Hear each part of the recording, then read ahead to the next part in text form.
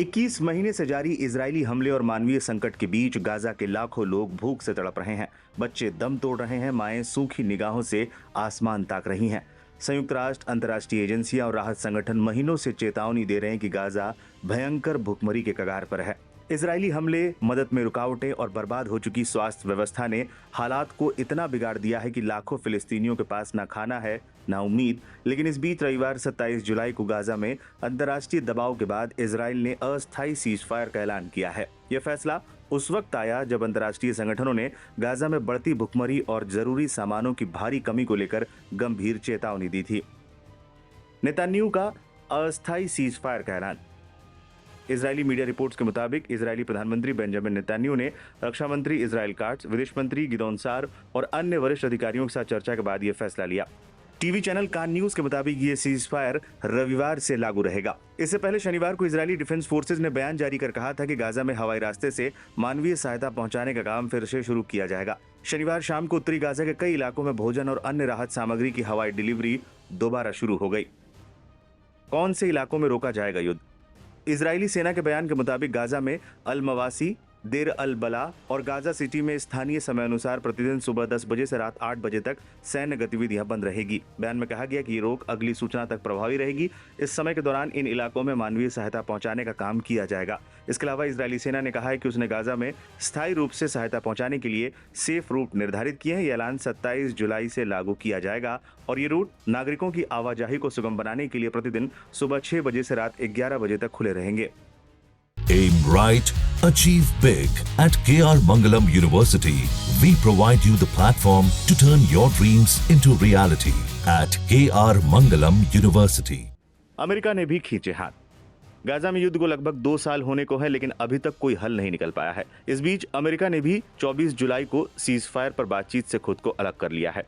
अमेरिकी दूत Steve Witkoff ने बातचीत नाकाम होने के लिए हमास को जिम्मेदार ठहराया और कहा है कि अब अमेरिका दूसरे विकल्पों पर विचार करेगा। इस दौरान ये खबर भी सामने आई कि अमेरिकी राष्ट्रपति डोनाल्ड ट्रंप ने आतंकी संगठन हमास को लेकर कड़ा रुख अख्तियार किया है। ट्रंप ने इजरायल को खुली छूट देते हुए साफ कह दिया है कि वो गाजा में अपने सैन्य अभियान को तेज कर दे। असल में गाजा ने अमेरिका समर्थित शांति वार्ता के प्रस्ताव को अस्वीकार कर दिया था। इसके बाद डोनाल्ड ट्रंप भड़क उठे हैं। अमेरिकी राष्ट्रपति ने यहां तक कह डाला कि आतंकी संगठन शांति का इच्छुक नहीं है। बताते चलें, 7 अक्टूबर 2023 से इजराइल लगातार गाजा में हमले कर रहा है। इजरायली हमले में 59,000 से ज्यादा फिलिस्तीनी अब तक मारे गए हैं, जिनमें ज्यादातर बच्चे और औरतें शामिल हैं। यहूदी फौज के जुल्म की वजह से 43,000 लोग घायल हुए हैं, जबकि 11,000 से ज्यादा लोग गायब हैं। गाजा में हमलों की वजह से 75% से ज्यादा बुनियादी ढांचे तबाह या बर्बाद हो चुके हैं।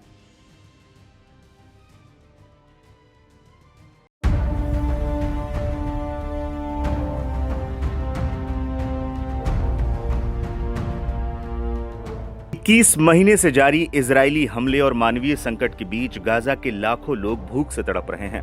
बच्चे दम तोड़ रहे हैं, माएं सूखी निगाहों से आसमान ताक रही हैं। लेकिन दुनिया अब भी भुखमरी घोषित करने से कतरा रही है। संयुक्त राष्ट्र, अंतर्राष्ट्रीय एजेंसियां और राहत संगठन महीनों से चेतावनी दे रहे हैं कि गाजा भयंकर भुखमरी के कगार पर है। फिर भी अब तक कोई औपचारिक ऐलान नहीं किया गया। इजरायली हमले, मदद में रुकावटें और बर्बाद हो चुकी स्वास्थ्य व्यवस्था ने हालात को इतना बिगाड़ दिया है कि लाखों फिलिस्तीनियों के पास ना खाना है, ना उम्मीद। लेकिन इस बीच रविवार 27 जुलाई को गाजा में इजरायली जुल्म की आग पर मानवीय राहत की फुहार हुई। अंतर्राष्ट्रीय दबाव और अपने धार्मिक नेताओं के आग्रह के बाद इजराइल ने इतवार 27 जुलाई को गाजा में अस्थायी सीजफायर का ऐलान किया है।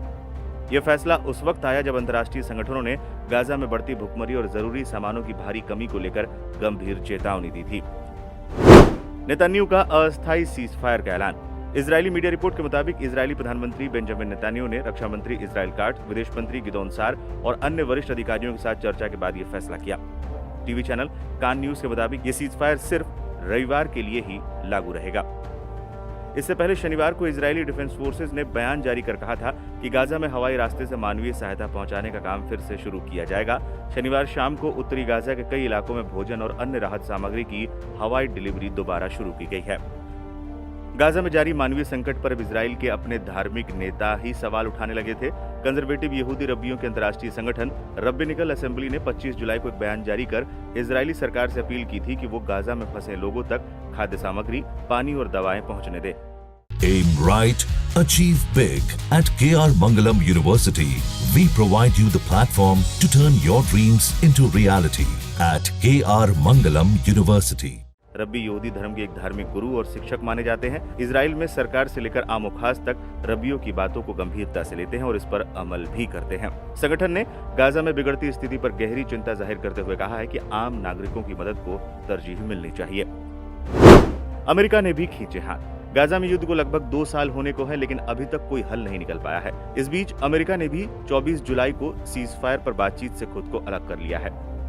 अमेरिकी दूत स्टीव विटकॉफ ने बातचीत नाकाम होने के लिए हमास को जिम्मेदार ठहराया और कहा है कि अब अमेरिका दूसरे विकल्पों पर विचार करेगा।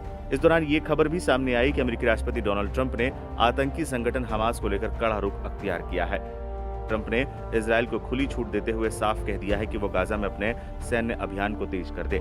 असल में गाजा ने अमेरिका समर्थित शांति वार्ता के प्रस्ताव को अस्वीकार कर दिया था। इसके बाद डोनाल्ड ट्रंप भड़क उठे हैं। अमेरिकी राष्ट्रपति ने यहां तक कह डाला कि आतंकी संगठन शांति का इच्छुक नहीं है।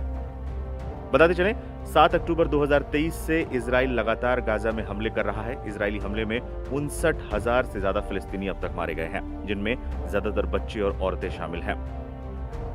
यहूदी फौज के जुल्म की वजह से 43,000 लोग घायल हुए हैं, जबकि 11,000 से ज्यादा लोग गायब हैं। गाजा में हमलों की वजह से 75% से ज्यादा बुनियादी ढांचे तबाह या बर्बाद हो चुके हैं।